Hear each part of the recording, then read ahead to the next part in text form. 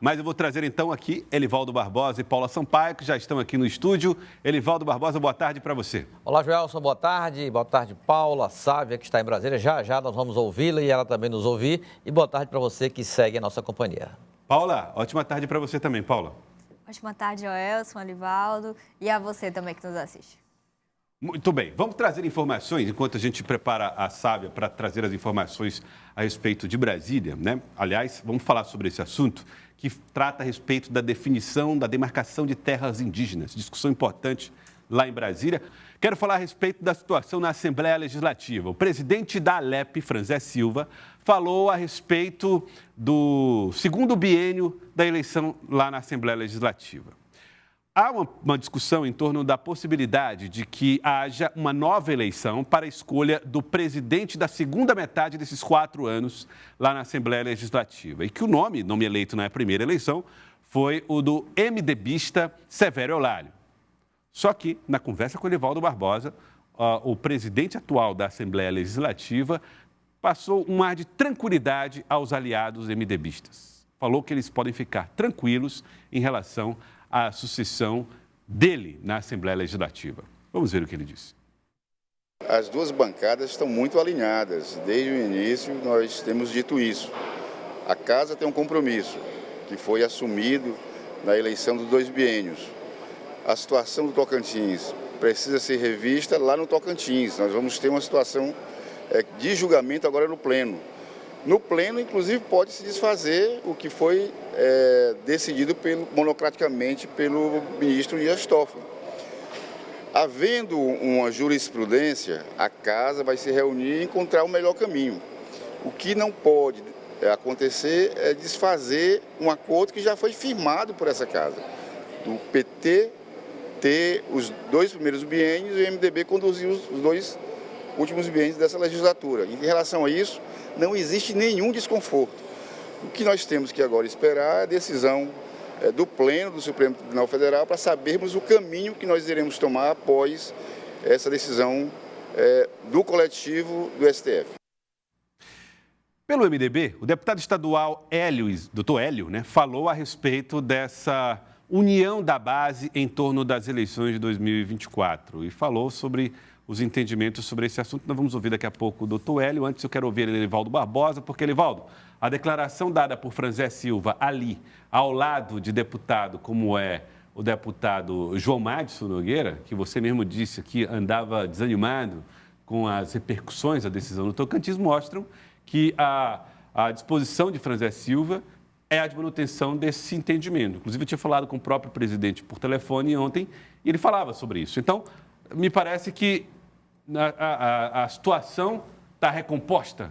Está sim, Joelson. O que ele falou por você por telefone, hoje ele falou abertamente aos jornalistas, porque inclusive traduzindo todas as condições que possam ocorrer envolvendo a eleição estadual. A eleição estadual só terá modificação se, primeiro, o Supremo Tribunal Federal, no colegiado, considerar como válido ou ratificar a situação lá do estado do Tocantins. Tudo bem. Nenhuma referência ao estado do Piauí. Se o Supremo Tribunal Federal for provocado em relação ao caso do Piauí, aí sim ele poderá usar a decisão lá de Tocantins e usar como jurisprudência, fazer uma associação, quem sabe até para anular também. Mas isso aí não tem nenhuma previsão, não tem nenhuma pauta sobre esse assunto. Mas mesmo assim, Franzé Silva foi muito claro quando ele declarou que o acordo político, aí é o mais importante, não é, Paulo? O acordo político, MDB, PT, para a alternância de poder no parlamento estadual, esse é que é o pano de fundo de todo o desconforto gerado ontem envolvendo os MDBistas. Essa situação está absolutamente resolvida e estabilizada. Paula, você que tem acompanhado também os desdobramentos desse caso. Era exatamente isso, acredito, Joelson e Elivaldo, que os MDBistas queriam ouvir do presidente da Assembleia, Franzé Silva, a manutenção desse acordo com o PT no primeiro biênio e MDB no segundo biênio. O que causou esse grande alvoroço, ao que me parece, foi essa possível antecipação que foi dada ontem na fala do presidente Franzé Silva sobre uma possibilidade de anulação da segunda eleição. Agora, nessa nova fala, a gente pode observar, inclusive, que ele não falou em anulação, ele falou que a casa vai se reunir para decidir o melhor caminho a se tomar nisso. Pode ser uma anulação, pode ser um outro caminho, uma adequação até no próprio regimento da Assembleia. A questão é que não se pode colocar uma coisa na frente da outra. Então, ânimos acalmados lá na Assembleia. Pois é, Sávia, agora sim, Sávia, direto de Brasília. Me parece, Sávia, que Franzé deu hoje a declaração que poderia ter sido dada logo após a primeira reunião. Se é que a reunião deveria, então, necessariamente precisava acontecer, né, Sávia? Agora a coisa parece que está mais tranquila. Parece.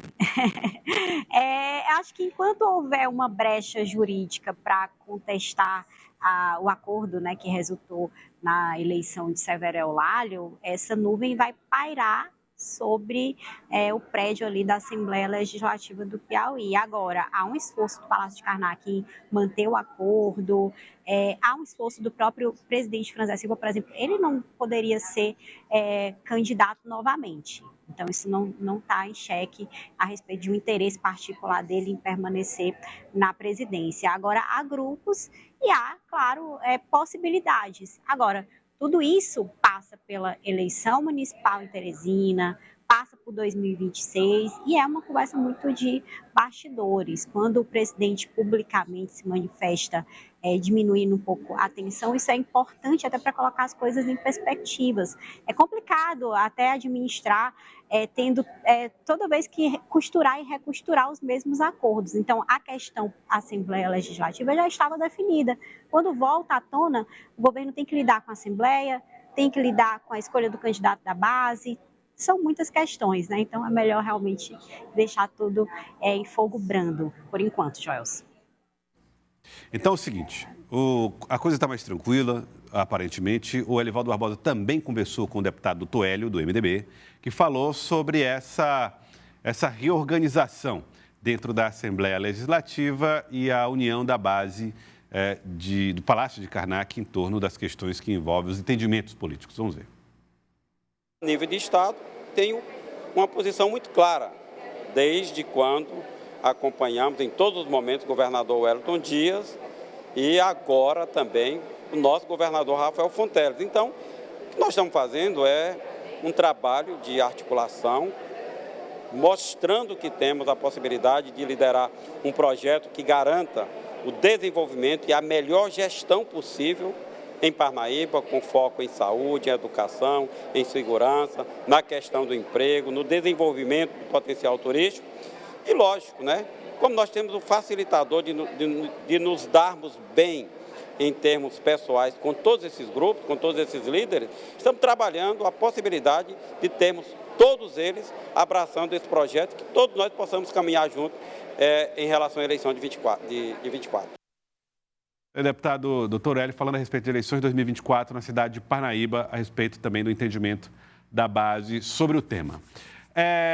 Então, assunto Assembleia Legislativa, um diálogo, um entendimento entre MDB e PT para que haja a manutenção de acordos firmados e, portanto, podemos aí dizer que Severo Eulálio deve ser mesmo presidente da Assembleia Legislativa no segundo biênio, né? Mas, como disse a Sávia, coisas estão tranquilas, mas vamos ver como serão os desdobramentos disso. O assunto agora, aqui no nosso Jornal do Piauí, vai ser um assunto debatido em Brasília.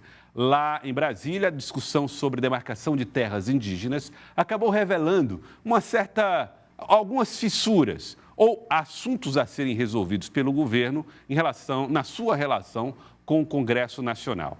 Sávia, os temas centrais desses debates são sempre muito importantes e muito relevantes. É arcabouço fiscal, é a situação da reorganização dos ministérios, é a situação histórica dos índios. Mas sempre esses placares, esses debates, essas discussões acabam revelando a boa relação ou não do Palácio do Planalto com o Congresso Nacional. O que é que os búzios dizem em relação a essa situação a partir dessa apreciação, sabe?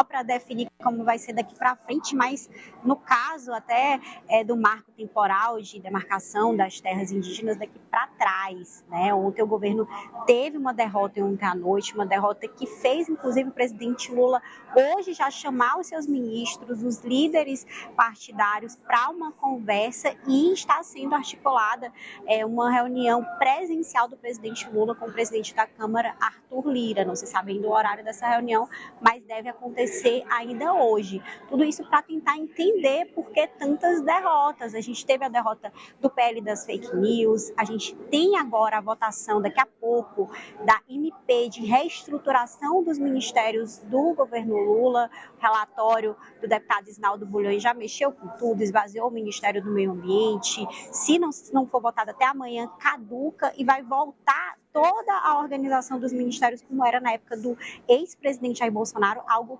inimaginável para o governo petista. Então, há um esforço grande em tentar buscar entender o que é que os deputados querem. E, aparentemente, o que eles querem é cumprimento de acordo, liberação de emendas.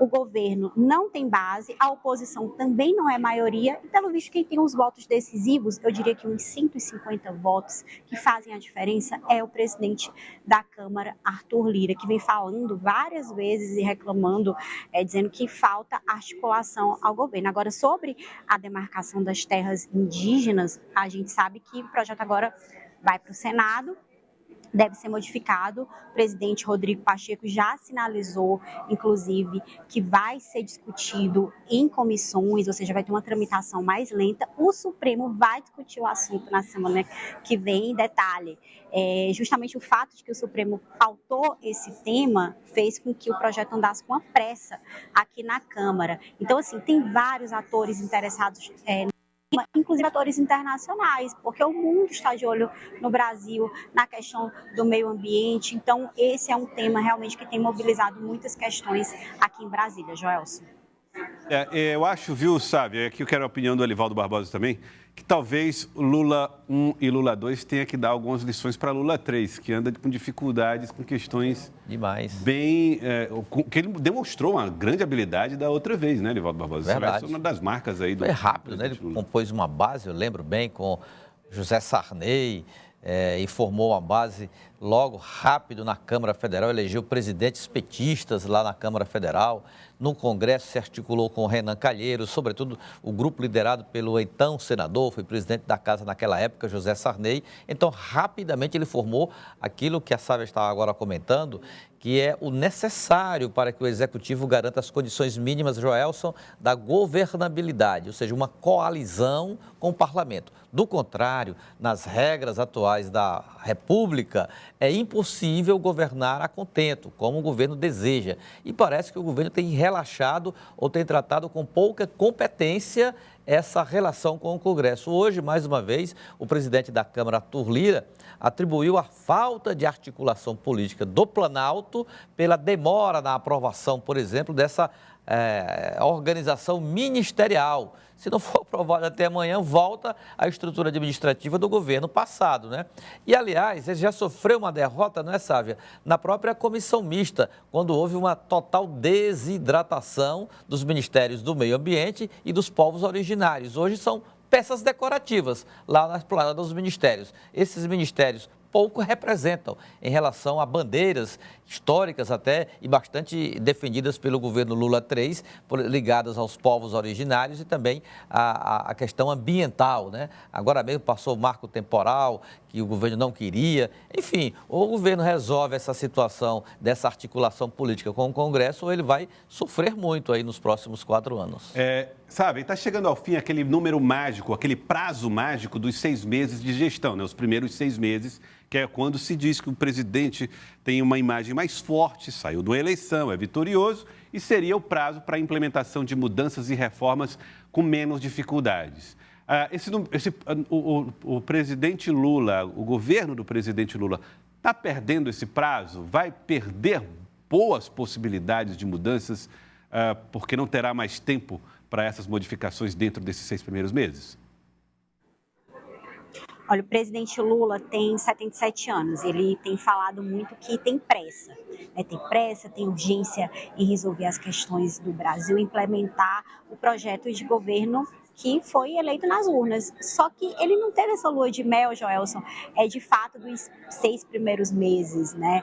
Por quê? Porque ele foi eleito com o Brasil muito dividido, muitos votos a favor do ex-presidente Jair Bolsonaro e, acima de tudo, um Congresso mais à direita e mais conservador do que o governo eleito. Então, o Congresso, ele não chega aqui, ele não cai do céu, né? Essas pessoas são eleitas e elas representam os seus estados, elas representam segmentos da população. Então, a gente tem uma pré-representação no legislativo mais conservadora, mais à direita. A gente tem um governo mais à esquerda, não totalmente, mas de centro-esquerda, eleito numa coalizão, e o presidencialismo de coalizão, como a gente chama, ele praticamente não existe mais. É uma nova configuração que precisa realmente se consolidar. Houve um crescimento do legislativo desde o governo Dilma, a ex-presidente Dilma tinha uma inabilidade em lidar com o Congresso, tanto que sofreu impeachment.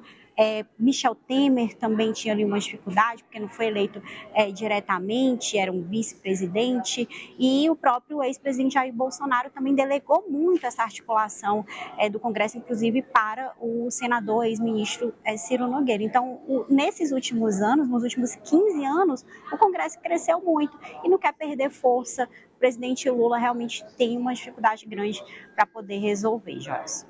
Tá aí, Sávia, daqui a pouco eu volto a fazer contato com Brasília, daqui a pouco eu volto a fazer contato com Sávia Barreto, porque a gente tem muito mais assuntos da política para tratar aqui com o Elivaldo também e com a Paula Sampaio. Mas agora, eu quero falar de Congresso das Cidades. Terceiro Congresso das Cidades do Piauí, de 5 a 7 de junho no Teresina Shopping. Realização TV Cidade Verde. Governo do Piauí, a PPM e Sebrae no Piauí.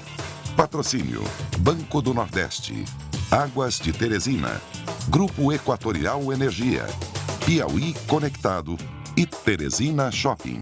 Apoio Prefeitura de Teresina, TCE, Senac Piauí e Armazém Paraíba. O Congresso das Cidades do Piauí está mobilizando as lideranças de todos os municípios do nosso estado em torno do tema desta terceira edição, Transformação Digital na Gestão Pública. O evento terá mais de 90 palestras com a participação especial de profissionais renomados. Gestores municipais de todo o estado estarão no Congresso das Cidades do Piauí. O tema Transformação Digital na Gestão Pública envolverá mais de 90 palestras em 3 dias de muita conexão. Presença de palestrantes renomados: Marta Gabriel, Carlos Sadenberg, Daniel Leibniz, Francisco José e outros grandes nomes. Congresso das Cidades do Piauí, de 5 a 7 de junho no Teresina Shopping. Você que é gestor municipal já pode fazer a sua inscrição. É gratuita. Acesse agora o QR Code que está no vídeo e aí você pode ir direto ao local das inscrições através do seu telefone celular. Congresso das Cidades do Piauí, de 5 a 7 de junho, no Teresina Shopping. Congresso das Cidades.